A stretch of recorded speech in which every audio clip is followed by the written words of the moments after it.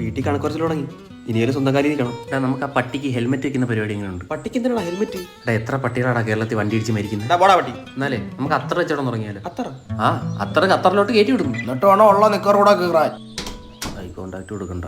വീട്ടിന്റെ ആധാരം തള്ളയുടെ താലിമാല, ഇത് രണ്ടും നീ നോക്കണം. ഞങ്ങളുടെ അരിഞ്ഞാണ് എടുത്ത് വയ്ക്കുവോ?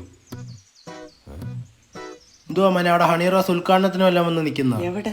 ഈ വടക്ക് നോക്കിയ യന്ത്രമാണ് നിന്നെ വഴി എത്തിക്കുന്നത്. അച്ഛൻ കൂടുതൽ അച്ഛൻ കളിക്കാൻ വരല്ലേ? പിന്നെ ഞാൻ നിന്റെ പൊണ്ടാട്ടി കളിക്കാളാ.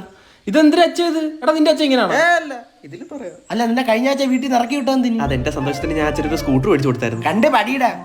അല്ല ഇനി ഇറക്കി വിടുന്ന എന്തിന്? പിന്നെ അമ്മയുടെ താലിമാല പണയം വെച്ചിട്ട് അച്ഛന് സ്കൂട്ടർ വാങ്ങിച്ചു കൊടുത്തിട്ട് സ്വിഗ്ഗി വിടാൻ പറഞ്ഞ് അങ്ങനെ പിടിച്ച് ഉമ്മ വയ്ക്കൂ. എന്നാലും നീ ഒന്നും പണിക്ക് വരുത്തറാ. കൊറേ ബിസിനസ് മാമാര്. എന്നാ ഒരു ഐഡിയ പറഞ്ഞാട്ടെ. ഒരെണ്ണം ഉണ്ട്. എന്തുവാ? പൊടിയാത്ത പപ്പടം. എന്തോന്ന്? അത് ചെയ്തായിരുന്നേ ഞാനായിരുന്നു ഇവിടുത്തെ ബിസിനസ് സ്റ്റാക്കൂ. അല്ല, പപ്പടം എങ്ങനെ പൊടിയാതെ കഴിക്കുന്നു? എടാ ഇത് വേറെ പപ്പടം, പൊടിയാത്ത പപ്പടം. ചപ്പാത്തിക്ക് ഒരു കോമ്പറ്റീഷൻ. പിന്നെ വേറൊരു ഐഡിയ ഉണ്ട്. ആമ്പൽക്കുളത്തിൽ നിന്ന് പാലെടുത്ത് ബീച്ചിലിട്ടുണ്ടെങ്കിൽ 10 രൂപയ്ക്ക് ആഫ്രിക്കയിലോട്ട് കയറ്റി വിടും. ചുമ്മാ അല്ല പോയത്. സംഭവം വാഴകൃഷിക്കൊക്കെ ബെസ്റ്റാണ്. എടാ ഇങ്ങനൊക്കെ ചിന്തിക്കണോടാ നമ്മള്.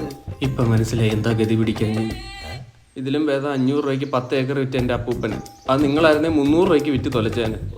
എങ്ങനെ രക്ഷപ്പെടാനാ? ഇതിന്റെയൊക്കെ അല്ലേ വിത്ത്. നീ വാടാ. ബിസിനസ് ഐഡിയ ഇല്ലാത്ത ഒന്നുകൂടെ പോയച്ചും വരാം.